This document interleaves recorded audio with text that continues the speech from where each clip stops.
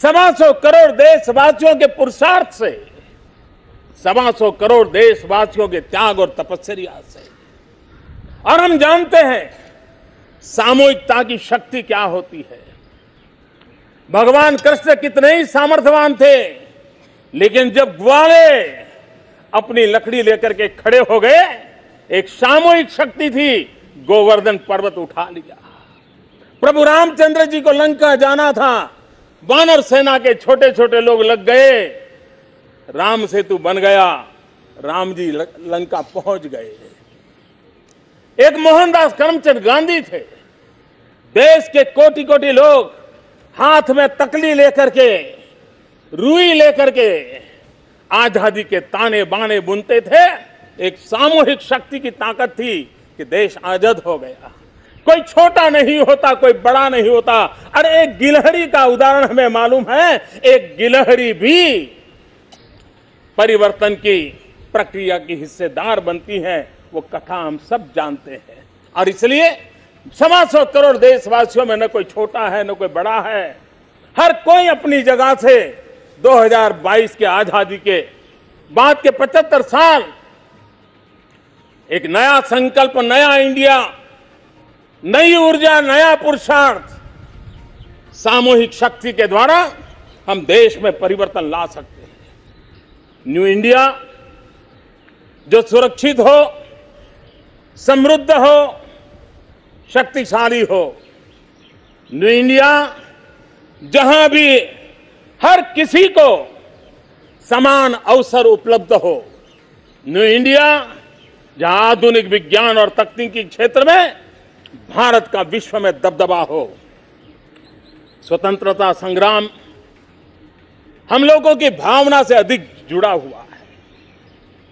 हम भली भांति जानते हैं कि आजादी का जब आंदोलन चल रहा था, तब एक शिक्षक भी स्कूल में पढ़ाई कराता था, एक किसान खेत पे काम करता था, एक मजदूर मजदूरी करता था। लेकिन जो करता था, उसके हृदय के, उसके मन मंदिर में, उसके भाव जगत में यह भाव था कि मैं जो भी काम कर रहा हूं, देश की आजादी के लिए कर रहा हूं। यह भाव एक बहुत बड़ी महत्वपूर्ण ताकत होता है। परिवार में भी खाना रोज पकता है, व्यंजन सब प्रकार के बनते हैं, लेकिन जब वो व्यंजन भगवान के सामने भोग के रूप में चढ़ा दिए जाते हैं, तो व्यंजन प्रसाद बन जाते हैं। हम परिश्रम करते हैं, लेकिन मां भारती की भव्यता के लिए, दिव्यता के लिए, देशवासियों को गरीबी से मुक्त कराने के लिए, सामाजिक ताने बाने को सही ढंग से बुनने के लिए, हमारे हर कर्तव्य को राष्ट्र भाव से, राष्ट्र भक्ति से, राष्ट्र को समर्पित करते हुए करते हैं, तो परिणाम की ताकत अनेक गुना बढ़ जाती है। और इसलिए हम सब उस बात को लेकर के आगे चले। ये वर्ष 2018 का आने वाला 1 जनवरी, मैं इसे एक सामान्य 1 जनवरी नहीं मानता। जो लोग 21वीं शताब्दी में जन्म लिया है, उनके लिए ये महत्वपूर्ण वर्ष है। 21वीं शताब्दी में जन्मे हुए नौजवानों के लिए ये वर्ष उनके जीवन का निर्णायक वर्ष है। वो 18 साल के जब होंगे, वो 21वीं सदी के भाग्य विधाता होने वाले। 21वीं सदी का भाग्य ये नौजवान बनाएंगे जिनका जन्म 21वीं सदी में हुआ है और अब 18 साल होने पर है। मैं इन सभी नौजवानों को हृदय से बहुत बहुत स्वागत करता हूं, सम्मान करता हूं और उनका अभिनंदन करता हूं कि आइए, आप अब 18 साल की दहलीज पर आकर के खड़े हैं। देश का भाग्य निर्माण करने का आपको अवसर मिल रहा है। आप देश की विकास यात्रा में बहुत तेजी से भागीदार बनिए। देश आपको निमंत्रण देता है। आज का भारत महात्मा गांधी के इसी दर्शन और चिंतन को अपनाते हुए पूरे आत्मविश्वास और निर्भीकता के साथ विश्व भर से जीवनदायिनी तरंगों का स्वागत कर रहा है। फ्रेंड्स, भारत का लोकतंत्र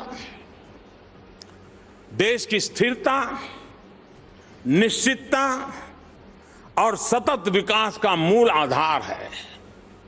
धर्म, संस्कृति, भाषा, वेशभूषा, खान-पान की अपार विविधता से भरे भारत के लिए लोकतंत्र महज एक राजनीतिक व्यवस्था नहीं, बल्कि एक जीवन दर्शन है, जीवन शैली है।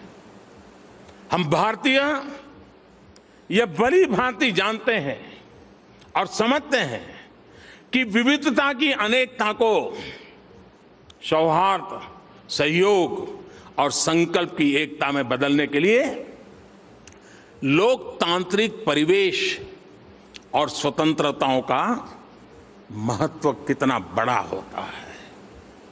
भारत में लोकतंत्र सिर्फ हमारी विविधता का ही पालन पोषण नहीं करता, बल्कि 125 करोड़ से भी अधिक भारतीयों की आशाओं, आकांक्षाओं, अपेक्षाओं और उनके सपनों को पूरा करने के लिए, उनके समुचित विकास के लिए आवश्यक परिवेश, रोडमैप और टेम्पलेट भी प्रदान करता है।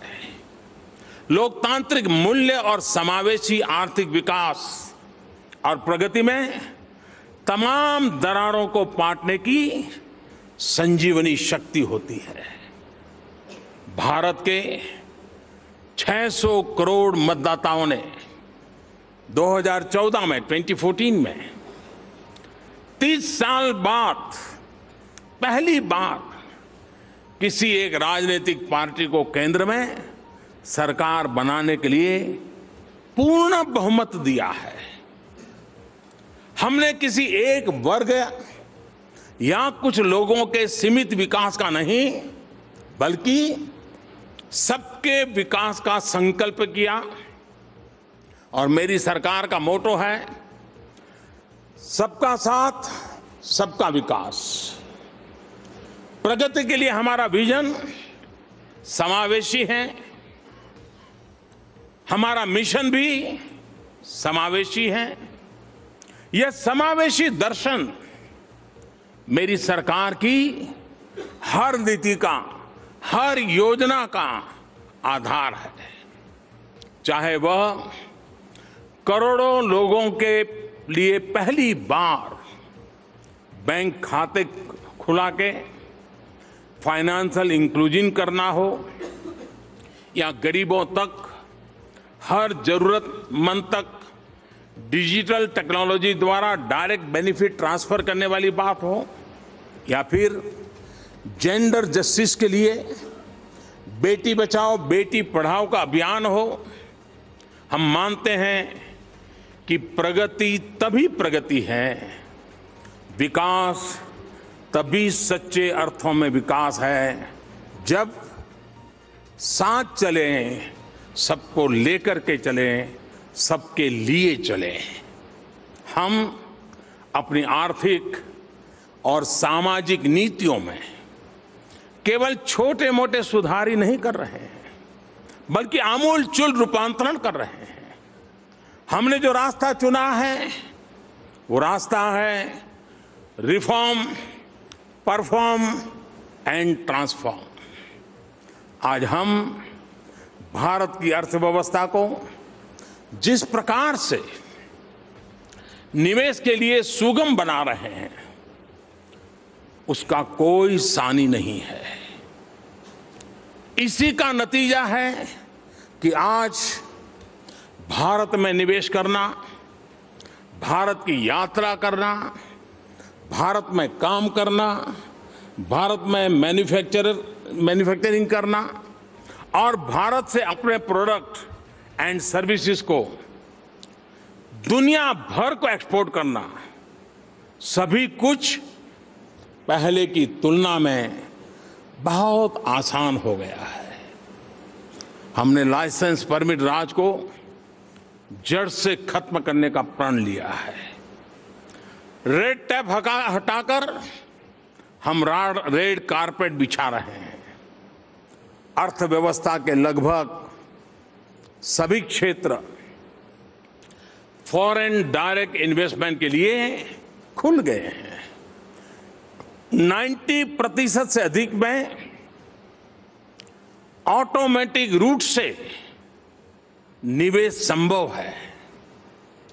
केंद्र एवं राज्य सरकारों ने मिलकर सैकड़ों रिफॉर्म्स किए हैं। 1400 से अधिक ऐसे पुराने कानून जो बिजनेस में, प्रशासन में और आम इंसान के रोजमर्रा के जीवन में अड़चन डाल रहे थे, ऐसे पुराने कानूनों को 3 साल के भीतर 1400 कानून खत्म करने के लिए डेमोक्रेटिक सिस्टम में कितनी बड़ी ताकत लगती है, इसका आप भली भांति अंदाज कर सकते हैं।